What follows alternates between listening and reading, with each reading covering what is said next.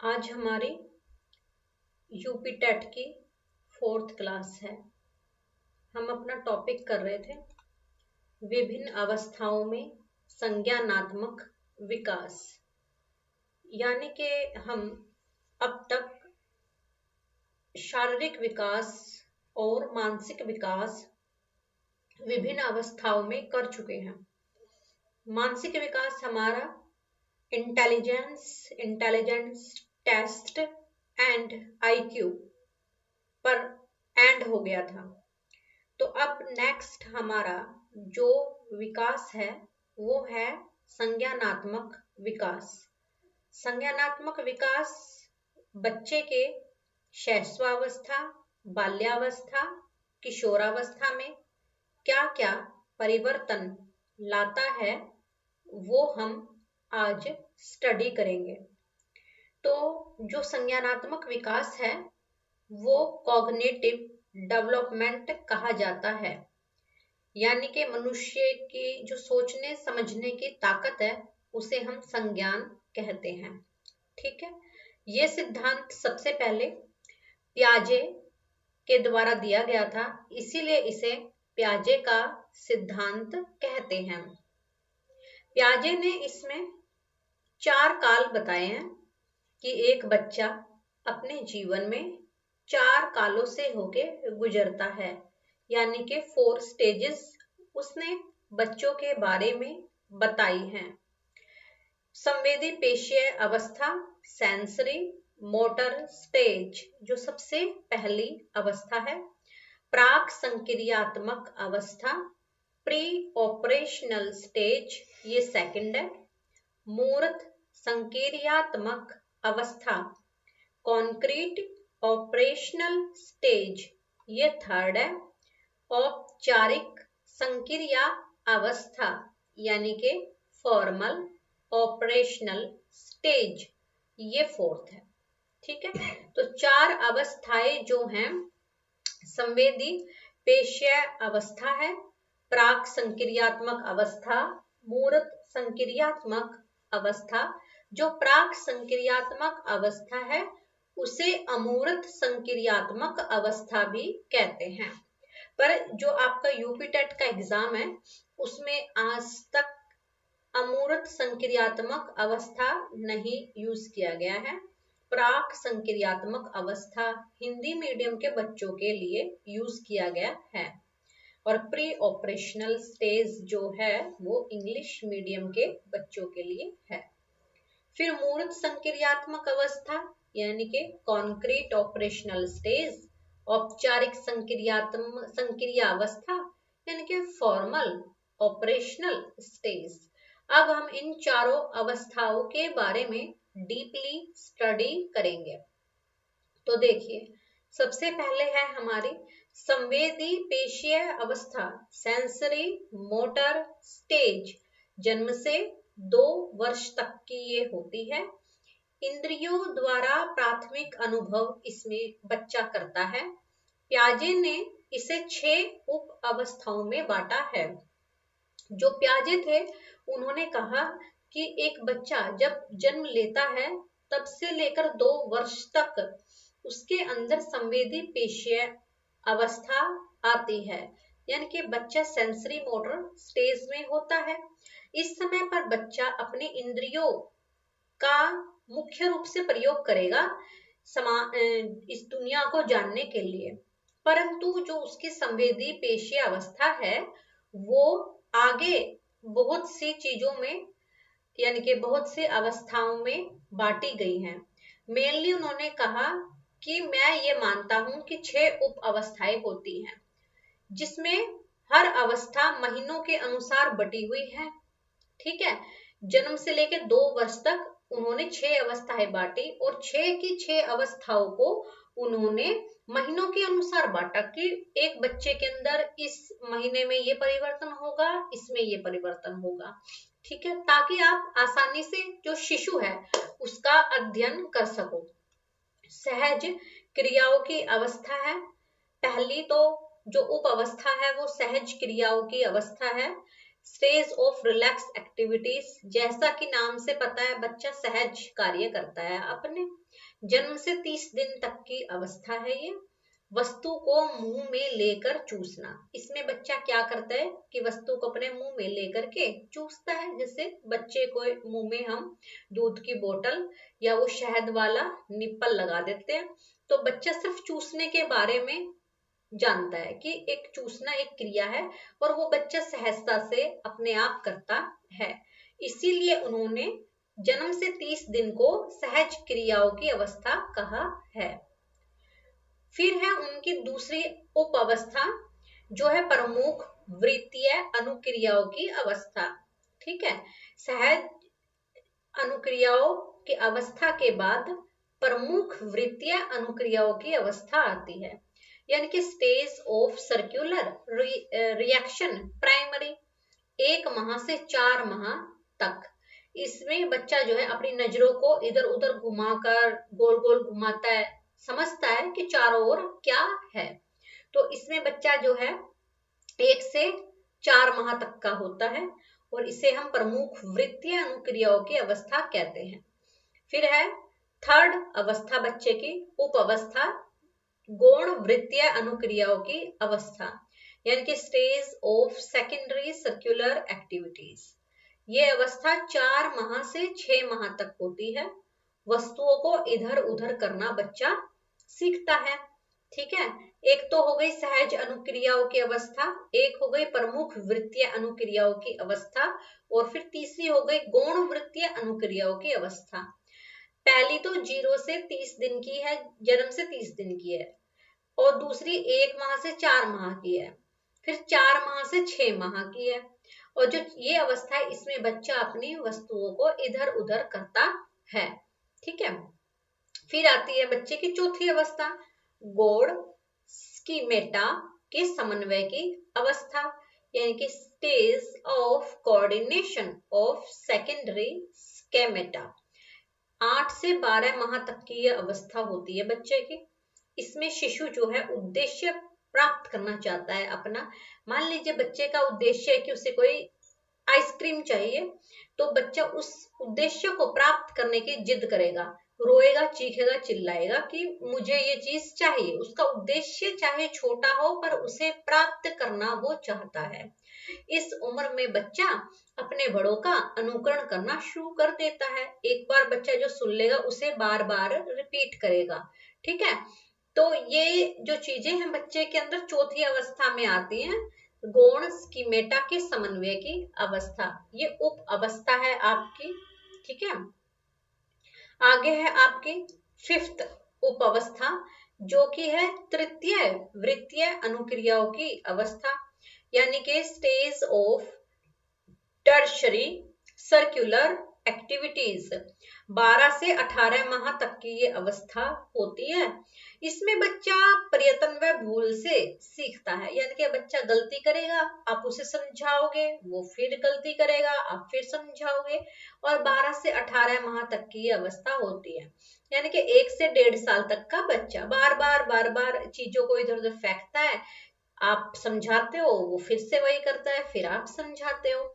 फिर छठी अवस्था है मानसिक संयोग द्वारा नए नए साधनों के खोज की अवस्था, stage of invention of new means through mental coordination, यानी कि 18 से 24 माह की अवस्था ये होती है। देखे हुए वस्तु की अनुपस्थिति में भी उसके अस्तित्व को समझने लगते हैं। जब बच्चा 1.5 साल से लेके 2 साल तक का होता है, तो जो वो वस्तु देख लेते हैं, जब वो वस्तु उनके सामने नहीं भी होती, तो भी वो उसके अस्तित्व को समझने लगते कि ये चीज तो है ना मेरे पास। अब मान लीजिए आप बच्चे के सामने कोई बॉल रख दो, और आप उसे उसके सामने अपनी कमर के पीछे कर लो, तो बच्चा समझ जाएगा कि ये बॉल जो है यहाँ नहीं है, पर मेरी मम्मी ने या मेरे पापा ने अपनी कमर के पीछे रखी हुई है। तो वो ये क्या है कि देखी हुई वस्तु की अनुपस्थिति में भी उसके अस्तित्व को समझने लगता है कि ये चीज है यहाँ पर। ठीक है, अब है आगे आपकी सेकंड स्टेज, जो है प्राक संक्रियात्मक अवस्था। पहली तो थी संक्रियात्मक अवस्था, दूसरी है प्राक संक्रियात्मक अवस्था यानी कि प्री ऑपरेशनल स्टेज, अमूर्त संक्रियात्मक अवस्था। ये 2 से 7 वर्ष तक की अवस्था होती है। इसमें 2 उप अवस्थाएं हैं। जो पहली अवस्था थी उसमें ही सिर्फ 6 अवस्थाएं थी, आगे 6 अवस्थाएं उप अवस्थाएं नहीं है, आगे सिर्फ 2 उप अवस्था है। इसमें क्या है, पहले प्राक संक्रियात्मक अवस्था है ना, तो इसमें अब क्या हो जाएगा, प्राक संक्रियात्मक अवधि हो जाएगा, प्री ऑपरेशनल पीरियड। ये 2 से 4 वर्ष तक का होता है। इस अवस्था में बच्चे अपने इधर उधर की वस्तुओं, प्राणियों व शब्दों में संबंध स्थापित करने लगते हैं। यानी कि बच्चा इधर उधर जो भी चीज देखेगा, लोगों को देखेगा या कोई शब्द सुन लेगा तो उनके बीच में वो संबंध स्थापित करने की कोशिश करता है। चाहे वो सही ना करे पर अपनी तरफ से कोशिश करता है कि ये चीज मेरे पापा की है, ये चीज मेरी मम्मी की है। चाहे वो थोड़ा डिफरेंट बता दे या कोई शब्द हो अगर, तो उसे शब्द को बोलने में उससे जो है गलती हो, पर अपनी तरफ से वो इधर उधर करता है और कोशिश करता है कि वो सही से संबंध स्थापित कर सके। बच्चा इसमें अपने बड़ों से सीखता है, उनका अनुकरण करता है और खेल में बहुत बच्चा दिलचस्पी लेता है। खेल तो उसके जीवन का आधार होते हैं, खेल खेल में ही बच्चा बहुत कुछ सीख जाता है। प्राक संक्रियात्मक अवधि के अंदर, प्राक संक्रियात्मक अवधि 2 से 4 वर्ष की होती है और इसमें बच्चा इधर उधर चीजों को करना, शब्दों में और प्राणियों में संबंध स्थापित करने लग जाता है। ठीक है, ये अनुकरण व खेल की भी अवस्था है, क्योंकि इसमें बच्चा अनुकरण के द्वारा सीखता है और खेल के द्वारा सीखता है। ठीक है, फिर है सेकंड, अभी तो यही है। प्याजे के अनुसार 4 वर्ष तक की अवस्था के बच्चे सभी निर्जीव वस्तुओं को सजीव के रूप में लेते हैं।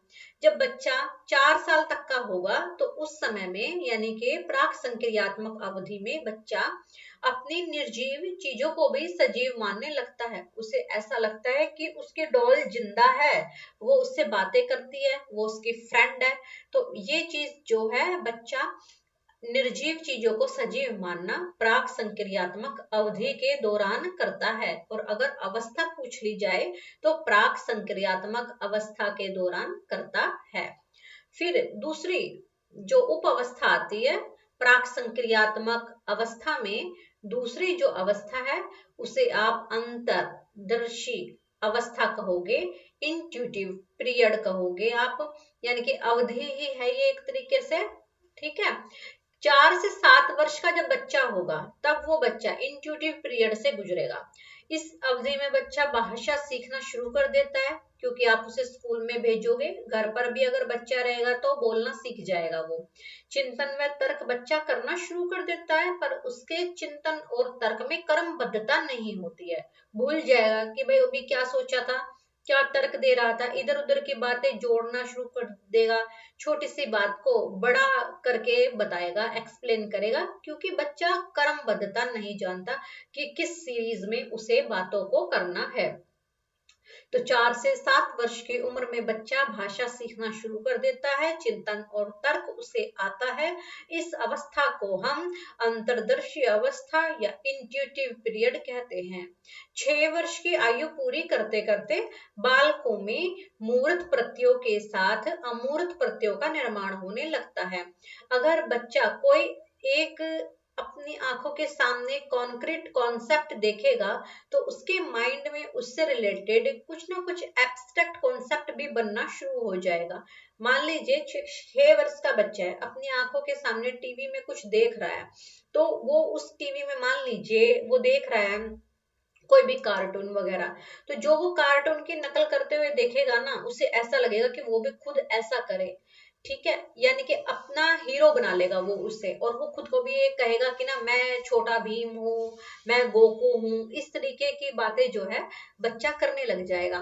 तो वो अपने आप को एक हीरो की तरह समझने लग जाएगा कि जैसे ये कार्टून में हीरो है, मैं भी इसकी तरह हूँ। तो ये होता है कि बच्चा अमूर्त प्रत्यय यानी कि एब्स्ट्रैक्ट कॉन्सेप्ट का निर्माण करने लग जाता है। और कई बार तो 6 वर्ष की उम्र तक बच्चा बड़ी बड़ी कहानियां भी बनाना शुरू कर देता है, ऐसी कहानियां कि जिसे बड़े सुने तो यकीन कर ले। फिर है आपके पास मूर्त संक्रिया की अवस्था, ये तीसरी अवस्था है आपकी। दूसरी थी अमूर्त या प्राक संक्रिया की अवस्था, जो थी 2 से 7 वर्ष की। अब तीसरी है मूर्त संक्रिया की अवस्था, यानी कि स्टेज ऑफ कॉन्क्रीट ऑपरेशन। प्याजे ने 7 से 11 वर्ष तक की इस अवस्था को कहा है। इसमें बच्चा अधिक व्यवहारिक और यथार्थवादी हो जाता है, तर्क करने लग जाता है और समस्या समाधान भी करने लग जाता है, और बच्चा मूर्त समस्याओं का भी समाधान करना शुरू कर देता है। तो जो 7 से 11 वर्ष का बच्चा होगा वो समस्या समाधान करेगा, पर मूर्त आंखों के सामने दिखने वाली प्रॉब्लम्स को वो सॉल्व कर देगा। आप बच्चे को एडिशन के सम करवाओगे, सब्ट्रैक्शन के सम करवाओगे बोर्ड पर, तो बच्चा बोर्ड पर आकर के उन क्वेश्चंस को सॉल्व कर देगा। बच्चा इस उम्र में तर्क करना शुरू कर देता है कि मम्मी ऐसा क्यों है, ऐसे क्यों करना चाहिए, क्या फायदा होगा, हम ऐसा किस लिए करें। तो ये चीजें जो है बच्चा करना शुरू कर देता है। आप उसे समझाओगे कि बेटा अपने बड़ों से नमस्ते करो, ये तेरे ताऊ जी हैं, ये तेरे चाचा जी हैं, इनसे नमस्ते करो, तो बच्चा नमस्ते करेगा। आप गुड मॉर्निंग गुड आफ्टरनून बच्चे को सिखाओगे तो बच्चा ये भी करेगा। तो इस समय में बच्चा जो है बहुत व्यवहारिक और यथार्थवादी हो जाता है। यानी कि अगर सामने वाला बच्चे से अच्छे से बात करता है तो बच्चा उसको उसी के अर्थ में बात करना शुरू कर देगा, बड़े अच्छे से वेलकम करेगा अपने बड़ों का, पानी लेकर के आएगा, चाय लेकर के आएगा। 7 से 11 वर्ष तक का बच्चा, तो इस अवस्था में बच्चा जो है मूर्त चीजें करना शुरू कर देता है। फिर आपकी fourth stage which is very important, औपचारिक संक्रिया की अवस्था, स्टेज ऑफ फॉर्मल ऑपरेशन। 12 वर्ष की आयु से वयस्क होना शुरू हो जाता है बच्चा, और ये बच्चे की ऐसी अवस्था है जिस अवस्था में बच्चा जो है ना तो छोटों में आता ना वो बड़ों में आता, बीच में रहता है वो, और जिस वजह से उससे अनेक मानसिक समस्याओं का सामना करना पड़ता है। उस समय में ना तो वो बच्चा छोटा है कि छोटों की तरह ही बिहेव कर ले, ना वो बिल्कुल बड़ा है कि पैसे कमा के ले आए बड़ों की तरह बात कर ले।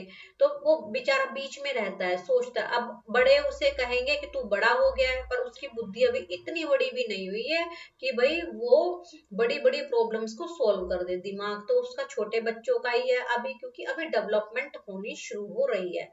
12 वर्ष की आयु से बच्चा वयस्क होना शुरू हो जाता है, और ऐसा माना जाता है कि बच्चे का मस्तिष्क 12 वर्ष तक परिपक्व हो जाता है, यानी कि सारी एक्टिविटीज करने के लायक हो जाता है।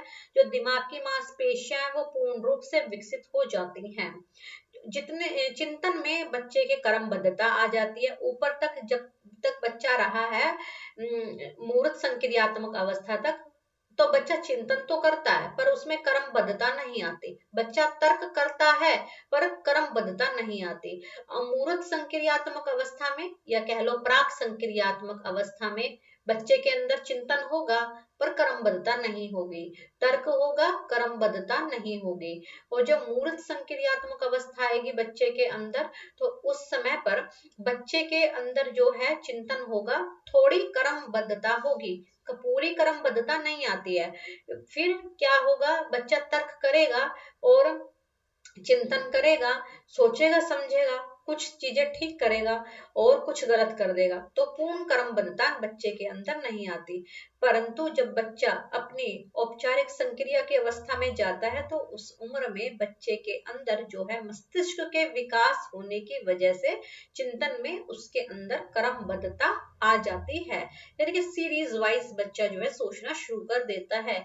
और तभी तो जो हमारे एग्जाम्स हैं उनमें जो है, जब बच्चों को पढ़ाया जाता है 11 से 17 साल की उम्र का जब बच्चा होता है, तो इस एज के अंदर हमारे बच्चे को हम जो है बड़े बड़े क्वेश्चंस देना शुरू कर देते हैं, क्योंकि बच्चों की लर्निंग की कैपेसिटी इंक्रीज हो जाती है। ठीक है, इसमें बच्चा क्या करता है, संप्रत्यय का चिंतन करता है, कॉन्सेप्चुअल थिंकिंग करता है। हम बच्चे को अपने साइंस एसएसटी के कॉन्सेप्ट समझाते हैं और बच्चा उन पर सोचना समझना शुरू कर देता है। बच्चे सिंबॉलिक वर्ड्स को सीखता है इस उम्र में, और अमूर्त प्रत्ययों का भी बच्चा निर्माण करना शुरू कर देता है। वो अपनी कहानियां बनाएगा, अपने कॉन्सेप्ट्स बनाएगा। अगर विराट कोहली को खेलते हुए देख लेगा तो सोचेगा कि मैं भी बड़ा होकर विराट कोहली बनूंगा। रोनाल्डो को देखेगा तो ये सोचेगा कि मैं बड़ा होकर रोनाल्डो बनूं। किसी और को देख लेगा तब वो बड़ी बड़ी सोचने जाए कि भाई मैं ऐसे फुटबॉल खेलता हूँ, मैं तो ये हूँ, मैंने तो अभी इतने रन बना दिए, बस मुझसे बड़ा तो कोई भी नहीं है, आज ही हीरो बन जाएगा। 3 करोड़ हर महीने कमाने की सोच लेगा कि भाई हाँ मैं तो इस दुनिया का सबसे अमीर आदमी बनूंगा, अंबानी से भी अमीर बनूंगा। इस तरीके के अमूर्त प्रत्यय जो है बच्चा करने लग जाता है। और जो ये बच्चे की अवस्था है ये बच्चे के अंदर जीवन भर चलती है, क्योंकि एक इंसान अपनी सारी जिंदगी इमेजिनेशन करता है। 60,000 विचार एक बच्चे के या एक इंसान के मन में जीवन भर आते हैं, और जिस वजह से उसकी इमेजिनेशन हमेशा चलती रहती है, अमूर्त प्रत्ययों का निर्माण जीवन भर चलता है। तो जो ये अवस्था है आपकी लास्ट औपचारिक संक्रियात्मक अवस्था, ये जीवन भर चलती है। कहा बेशक गया है कि 11 से 17 वर्ष तक रहेगी, परंतु ये जीवन भर ही चलती है ये आदत अमूर्त प्रत्ययों का निर्माण करने वाली। इसका मतलब बालक, शिक्षक व अभिभावकों, इसका महत्व, जो ये अवस्था है इसका महत्व बच्चे के लिए भी है, शिक्षक के लिए भी है और अभिभावकों के लिए भी है। विशेष रूप से होता है इनके लिए, क्योंकि एक शिक्षक और अभिभावक ये जान पाते हैं कि बच्चा किस तरीके से सोच रहा है, उसके साथ कैसा हमें बिहेव करना चाहिए, हम ऐसा क्या करें कि बच्चे को उसके कॉन्सेप्ट्स अच्छे से समझ में आए, वो किस लाइन में जाए और अपने सुनहरे भविष्य का निर्माण करें। फिर है आपके पास विभिन्न अवस्थाओं में संवेगात्मक विकास, emotional development in different stages. भय, क्रोध और प्रेम जो है वो संवेग होते हैं इंसान के अंदर। जो मुख्य है यही है कि एक इंसान या तो किसी से डरता है, या किसी पर गुस्सा करता है, या किसी से प्यार करता है। तो जो मुख्य है वो भय, क्रोध और प्रेम ही है। जो शैशवावस्था में संवेगात्मक विकास है वो कैसे होगा, ये हम इस टॉपिक में पढ़ेंगे। और बाल्यावस्था में संवेगात्मक विकास कैसा होगा वो हम पढ़ेंगे। किशोरावस्था में संवेगात्मक विकास कैसा होगा वो हम इसमें पढ़ेंगे। तो देखिए, इमोशनल डेवलपमेंट इन इनफेंसी क्या होगी बच्चे के अंदर, कि भाई धीरे धीरे बच्चे अस्पष्टता की ओर जाते हैं। संवेगात्मक विकास में उम्र के साथ तीव्रता आती है, क्योंकि एकदम से तो किसी बच्चे का संवेगात्मक विकास होगा नहीं।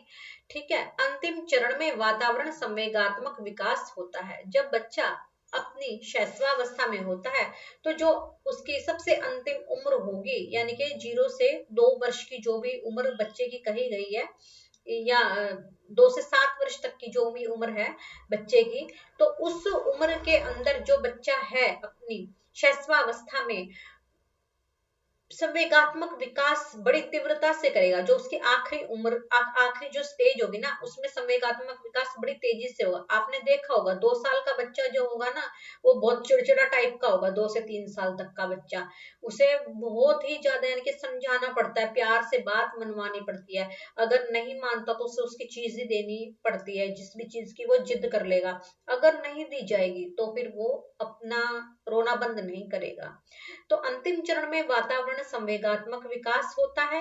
जैसा बच्चे को वातावरण मिलेगा उसके संवेगों का निर्माण वैसा ही होगा, क्योंकि वातावरण जो है वो बहुत प्रभावित करता है। अगर घर का माहौल चिड़चिड़ा टाइप हो, लड़ाई झगड़े का हो, तो बच्चा भी चिड़चिड़ा ही बनेगा।